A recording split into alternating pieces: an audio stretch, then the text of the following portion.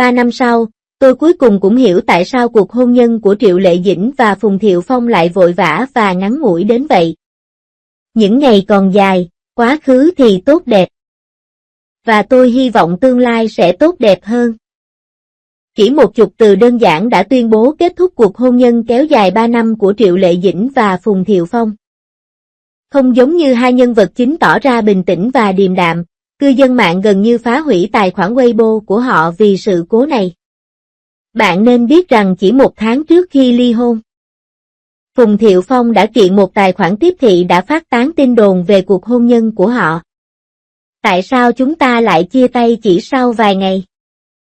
Không giống như những cặp đôi khác trong giới có sự chênh lệch lớn về địa vị, Triệu Lệ Dĩnh và Phùng Thiệu Phong gặp nhau khi sự nghiệp của cả hai đang ở đỉnh cao, họ nhận ra nhau và đến với nhau. Đây hẳn là kết quả của sự cân nhắc kỹ con 2 tuổi của mình và quyết định đường ai nấy đi chỉ sau chưa đầy 3 năm kết hôn. Nút thắt không thể giải quyết nào đã khiến cặp đôi nổi tiếng từng yêu nhau say đắm này quyết định ly hôn. 01. Đằng sau những lần chia tay thường xuyên. Trong tuyên bố ly hôn được hãng phim công bố, chúng ta có thể thấy lý do họ đưa ra là vì công việc, chúng tôi ngày càng xa nhau hơn, nên chúng tôi chọn quay lại với tình bạn. Mặc dù lý do này nghe có vẻ chính thức nhưng thực tế, cặp đôi này hiếm khi ở bên nhau trong 2 năm qua, chỉ cần nhìn vào lịch trình năm 2020 của Triệu Lệ Dĩnh, cô ấy đã lên lịch rất dày đặc sau khi trở lại làm việc sau khi sinh con. Vào tháng 7, chúng tôi đã ghi hình ở nhà hàng Trung Hoa, vào tháng 8, chúng tôi có các chương trình tạp kỹ khác và vào tháng 9, Ngày hạnh phúc cho 10.000 ngôi nhà đã bắt đầu quay. Ngoài ra còn có nhiều hoạt động nền tảng và Triệu Lệ Dĩnh thực sự rất bận rộn. Cô ấy xứng đáng được gọi là người nghiện công việc nổi tiếng trong giới. Trước đó, paparazzi đã chụp được ảnh sau khi Triệu Lệ Dĩnh và Phùng Thiệu Phong cùng nhau dùng bữa tối, cả hai lên xe riêng và rời đi riêng. Rõ ràng là hiện tượng ở bên nhau ít hơn xa nhau thực sự tồn tại và nó làm hao mòn mối quan hệ giữa các cặp đôi về lâu dài. Ngoài khía cạnh này, nhiều người còn cho rằng nguyên nhân là do Phùng Thiệu Phong, anh ta cũng là một tay chơi có tiếng trong giới. Những người bạn trai tin đồn của anh trải dài từ Dương Mịch đến Lâm Vân, gần như bao gồm tất cả các nghệ sĩ nữ mà anh từng hợp tác. Ban đầu, khi Triệu Lệ Dĩnh và Phùng Thiệu Phong bên nhau, nhiều người hâm mộ cảm thấy đáng tiếc cho Triệu Lệ Dĩnh, theo ý kiến của họ. Phùng Thiệu Phong có quá nhiều mối tình và thoạt nhìn thì anh không phải là một đối tượng phù hợp trên thực tế, điều này là đúng. Phùng Thiệu Phong bị chụp ảnh đang thân mật với một người phụ nữ ở Thành Đô. Mặc dù Phùng Thiệu Phong sau đó đã giải thích rõ ràng, nhưng dù sao anh cũng là đàn ông đã có vợ, cho nên vẫn phải duy trì khoảng cách xã hội phù hợp. Ngoài ra, giữa gia đình Phùng Thiệu Phong và gia đình Triệu Lệ Dĩnh còn có khoảng cách rất lớn. Triệu Lệ Dĩnh, chúng ta đều biết cô ấy. Cô ấy là một cô gái quê mùa đã từng bước đi đến được thành công như ngày hôm nay. Hoàn cảnh gia đình của Phùng Thiệu Phong nổi bật hơn nhiều. Gia tộc Phùng không chỉ là gia tộc đi đầu trong ngành dệt may mà bản thân Phùng Thiệu Phong cũng là con một. Câu này thực sự phù hợp với câu nói, nếu bạn không thể làm ra một bộ phim hay, hãy về nhà và thừa kế công việc kinh doanh của gia đình. Đối với một gia đình giàu có như nhà họ Phùng, họ sẽ thích một cô con dâu có địa vị xã hội tương đương. Tuy nhiên, hoàn cảnh gia đình của Triệu Lệ của Phùng gia. Ngoài ra, họ đã có con chưa đầy 5 tháng sau khi nhận được giấy chứng nhận kết hôn, vì vậy, rất có thể Triệu Lệ Dĩnh đã gả vào Phùng gia vì cô đang mang thai. Sau này, sau khi kết hôn, mâu thuẫn nảy sinh do khác biệt về hoàn cảnh gia đình, cuối cùng dẫn đến chia tay. Nhưng khi nói đến cảm xúc, chỉ có người uống nước mới biết nước nóng hay lạnh.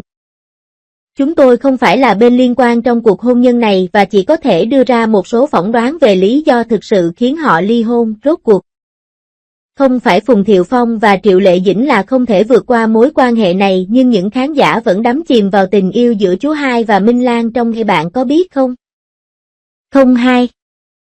Người yêu cũ không thể vượt qua được bi kịch. Biết hay không là bước ngoặt trong cuộc đời tôi. Tôi đã học được rất nhiều. Từ một tiểu thư nhà họ Thịnh trong phòng the, không chỉ Minh Lan ngày càng trưởng thành mà nữ diễn viên Triệu Lệ Dĩnh cũng ngày càng trưởng thành cùng vai diễn. Theo số liệu thống kê có liên quan, lượt xem Na Uy đã vượt quá 111,7 tỷ, ngoài mức độ nổi tiếng đáng mơ ước. Thành quả lớn nhất của Triệu Lệ Dĩnh có lẽ là cô đã cướp được một ông chồng từ bộ phim.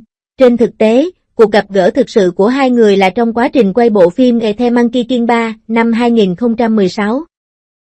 Trong phim, Phùng Thiệu Phong là một vị thánh tăng vô nhiễm với chuyện thế gian, trong khi Triệu Lệ Dĩnh là nữ hoàng của nữ quốc muốn kéo anh xuống khỏi bệ thờ. Tuy nhiên, không giống như trong phim, trên thực tế, thánh tăng mới là người cảm động đầu tiên trong mắt Phùng Thiệu Phong.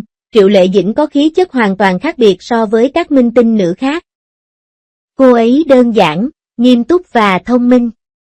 Mặc dù đã ngắm hết các loài hoa, nhưng anh vẫn không thể không quay lại và bị người phụ. Trong những cảnh quay hậu trường của đoàn làm phim, người ta thường thấy Phùng Thiệu Phong rất chú ý đến Triệu Lệ Dĩnh và sự mơ hồ của họ còn tiếp tục diễn ra bên ngoài vở kịch. Trong thời gian đó, paparazzi thường xuyên chụp được ảnh Triệu Lệ Dĩnh và Phùng Thiệu Phong đi mua sắm và hẹn hò một cách thân mật. Ngay cả những tương tác trên mạng xã hội cũng có thể cho thấy mơ hồ rằng hai người có mối quan hệ thân thiết, vì vậy, nhiều người cũng coi Tây Du Ký. Nữ vương thiên hậu là điểm khởi đầu cho mối tình của Phùng Thiệu Phong và Triệu Lệ Dĩnh, sau đó là No Win Your Destiny vào năm 2017, trong đó cặp đôi này lại hợp tác với nhau một lần nữa. So với những người xa lạ lúc mới gặp, lần này hai người đã gần gũi hơn nhiều khi gặp lại. Họ giống như một cặp đôi đoàn tụ sau thời gian dài xa cách, không thể tách rời trong đoàn làm phim. Trong lần hợp tác này, họ đã xác nhận tình cảm của mình dành cho nhau và quyết định không công bố mối quan hệ của mình ngay lập tức. Nhiều người suy đoán rằng có thể vì Phùng Thiệu Phong lúc đó có tiếng xấu nên không công khai mối quan hệ để mọi người bình luận. Phải đến ngày 16 tháng 10 năm 2018, Triệu Lệ Dĩnh và Phùng Thiệu Phong mới chính thức công khai mối quan hệ. Ngày này vừa là sinh nhật của Triệu Lệ Dĩnh, vừa là kỷ niệm ngày cưới của cô và Phùng Thiệu Phong sau khi kết hôn. Phùng Thiệu Phong còn dùng diễn xuất để thay đổi hình tượng tay chơi trong mắt khán giả. Trong các chương trình tạp kỹ và phỏng vấn trước công chúng, Phùng Thiệu Phong luôn nhắc đến vợ con. Trông anh giống một người đàn ông tốt của gia đình, anh vốn luôn thoải mái tự tại, giờ đây lại trở nên lo lắng và sốt ruột vì Triệu Lệ Dĩnh, lo lắng như một cô gái tuổi teen. Cô ấy muốn tìm một người để kết hôn, hay cô ấy muốn cưới tôi? Vào thời điểm đó, tất cả chúng tôi đều nghĩ rằng cuộc gặp gỡ giữa Phùng Thiệu Phong và Triệu Lệ, nhưng vào năm 2021, một thông báo ly hôn đã phá tan giấc mơ đẹp đẽ này. Minh Lan nhị thúc rốt cuộc cũng chỉ là một vở kịch. Hôn nhân của người trưởng thành không thể chỉ dựa vào tình yêu mà vượt qua mọi khó khăn. Vậy cuộc hôn nhân ngắn ngủi này là phúc lành hay tai họa đối với Triệu Lệ Dĩnh? Sau khi chia tay Phùng Thiệu Phong, cô sẽ trở nên buồn bã hay sẽ nỗ lực để tỏa sáng với một vẻ đẹp khác? 03 tham vọng của Triệu Lệ Dĩnh. Trong ngành giải trí, nơi mà các mỹ nhân liên tục xuất hiện, có vẻ như các ngôi sao nữ lớn tuổi chỉ có một lối thoát duy nhất, đó là bị loại bỏ. Sau khi ly hôn, Triệu Lệ Dĩnh cũng phải đối mặt với vấn đề này. Ở tuổi 33, liệu cô ấy có thể tiếp tục hoạt động trước ống kính không? Dinh Bao từng là một mỹ nhân xinh đẹp, vẻ ngoài đoan trang, khí chất tươi trẻ và biểu cảm ngây thơ của Ánh Dương của tôi, hành trình của Hoa, truyền thuyết về Chu Sen. Từng bộ phim truyền hình ăn khách chứng kiến sự thành công của cô và đưa Triệu Lệ Dĩnh trở thành một trong những ứng cử viên nữ chính trong các bộ phim điện ảnh và truyền hình lớn. Tuy nhiên, sau khi sinh con, Triệu Lệ Dĩnh đã phải đối mặt với một quyết định quan trọng trong sự nghiệp, đối mặt với những bình luận từ cư dân mạng, hốc hác, béo phì và trông giống một bà mẹ. Liệu Triệu Lệ Dĩnh có còn phù hợp với phong cách nữ tính trước đây không? Câu trả lời là không. Vậy thì cô ấy có nên tiếp tục tận hưởng những lợi ích của việc là một cô gái ghi thêm vài năm nữa rồi trở nên gây lỗi thời không? Hay cô ấy nên cố gắng thay đổi bản thân và tìm lối thoát? Triệu Lệ Dĩnh đã chứng minh quyết định của mình bằng hành động. Bộ phim truyền hình đầu tiên được phát sóng là Diêu Phây, mà cô hợp tác với Vương Nhất Bác. Số liệu của bộ phim này không tốt, mà Triệu Lệ Dĩnh đáng lẽ phải có. Chúng ta có thực sự đứng yên và tiếp tục sống dựa vào những thành tựu trong quá khứ không? Bộ phim chính kịch hồi hộp tiếp theo lại VWC Muder, và bộ phim truyền hình nông thôn Hạnh phúc muôn nhà, chúng ta hãy cùng xem sự thay đổi của Triệu Lệ Dĩnh.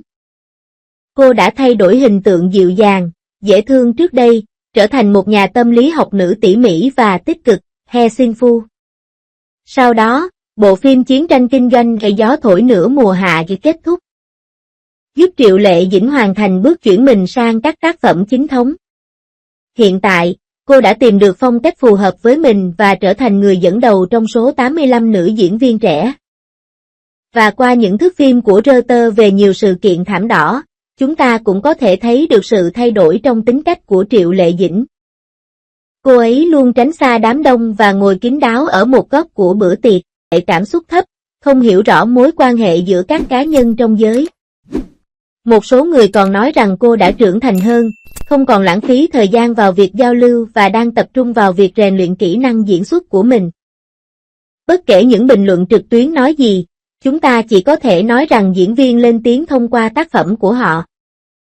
Bảng điểm mà Triệu Lệ Dĩnh nộp vào năm 2022 đủ để chứng minh thời gian của cô không hề lãng phí.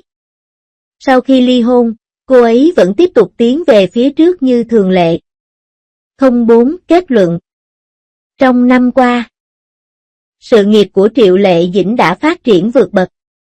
Với Hạnh phúc cho vạn mái ấm y vào nửa đầu năm và Gió thổi giữa mùa hè y vào nửa cuối năm, cô đã trở thành gương mặt đại diện cho 85 bông hoa. Hãy cùng nhìn vào chồng cũ của cô là Phùng Thiệu Phong, mặc dù anh không nổi tiếng bằng Triệu Lệ Dĩnh. Nhưng 11 tác phẩm điện ảnh và truyền hình như Ngôi sao bất diệt cũng được đưa đến với khán giả. Cặp đôi đã chia tay hiện đang nỗ lực theo đuổi sự nghiệp riêng của mình. Đây chắc chắn là kết quả tốt nhất. Chúng tôi cũng tin rằng trong năm mới, họ sẽ mang đến cho chúng ta nhiều tác phẩm điện ảnh và truyền hình xuất sắc hơn.